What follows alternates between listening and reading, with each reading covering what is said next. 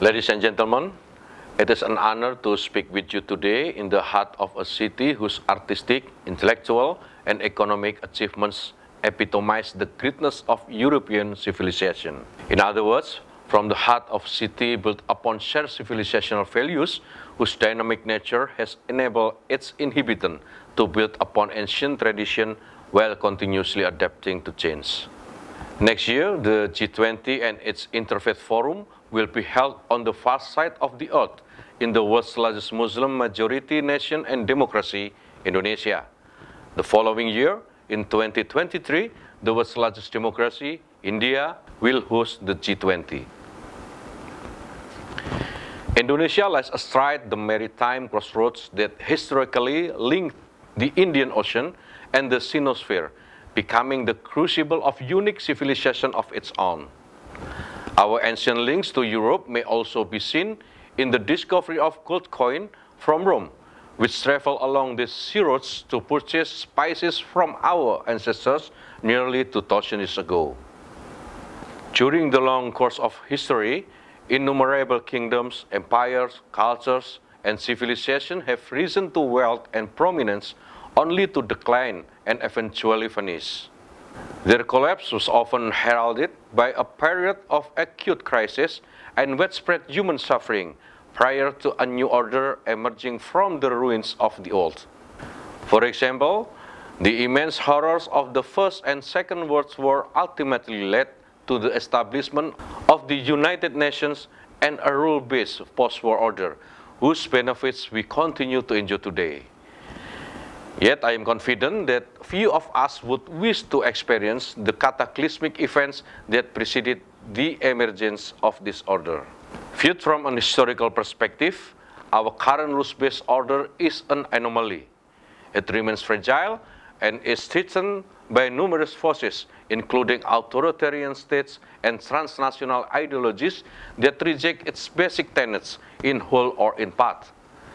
Among these core tenets are human rights, the rule of law, democracy, the existence of nation-state, respect for international borders, and the sovereignty of other nations. The chaos on display in many parts of the world, including discrimination, persecution, and outright violence perpetrated against ethnic and religious minorities, remains a profound threat not only to those directly affected, but also to the future of humanity and civilization itself. Disdain for the rule of law and denial of the inherent value and dignity of human life threaten the entire framework of our current world order, which has produced the greatest expansion of economic well-being in the history of humanity and unprecedented technological achievements. Yet these very achievements render us vulnerable on multiple fronts. Our interconnected global economy, combined with massive urbanization, could produce starvation on a vast scale in the event of a global economic collapse. Similarly, the nexus of political and economic power and technology threatens to create a dystopian future in which multinational corporations and governments surveil and control individuals to a degree previously unimaginable. The proliferation of nuclear weapons and other military technologies poses a correspondingly grave threat. In contemplating the agenda of next year's G20 Interfaith Forum, which Indonesia will host, we believe it is essential to acknowledge and address these and other threats to our current world order. We also believe it is essential to reflect upon the fragility of our current world order and abstain from placing further stress upon its intricate and highly complex social, economic, and political infrastructure. Religion has a vital role to play in this regard, for it has the potential to have blocked the political weaponization of identity, curtail the spread of communal hatred, promote solidarity and respect among the diverse people, cultures, and nations of the world, and foster the emergence of truly just and harmonious world order founded upon respect for the equal rights and dignity of every human being. Yet to realize this potential, We must wisely manage the inevitable struggle between competing values as globalization brings highly diverse peoples, cultures, and traditions into ever closer contact. It will also require establishing a global platform for religious, political, and intellectual leaders to gather and jointly address the challenges that lie before us. And of course, it will require that religious leaders act decisively to ensure that religion is no longer part of the problem and instead become part of the solution to the multitudes of crises that threaten to unravel our current world order. One major task that lies before us is to identify and conscientiously observe those universal values that a majority of the world's inhabitants already acknowledge, such as the virtues of honesty, truth-seeking, compassion, and justice.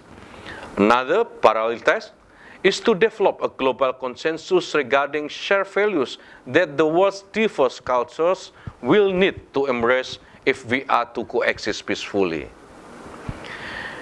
It is also necessary for us to acknowledge that many traditional communities continue to embrace certain values that may prevent peaceful coexistence with others.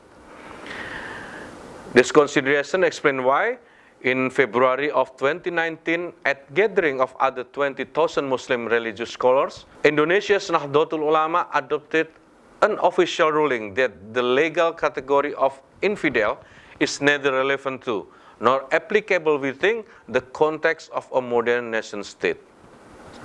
In addition, our religious scholars wrote that the nation-state and laws derived from modern political processes are legitimate. They also affirm that it is religious obligation for Muslims to foster peace rather than wage war on behalf of our co-religionists whenever conflict erupts between Muslim and non-Muslim population anywhere in the world. SKI Haji Mustafa Bisri, a prominent Nahdlatul Ulama spiritual leader, wrote in a poem titled Religion. Religion is a golden carriage prepared by God to convey you along the path to His divine presence.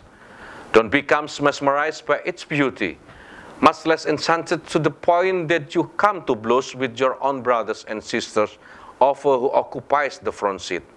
Tepat, he has been waiting for you ever so long. Assalamualaikum warahmatullahi wabarakatuh. May the peace and blessings of God be upon you.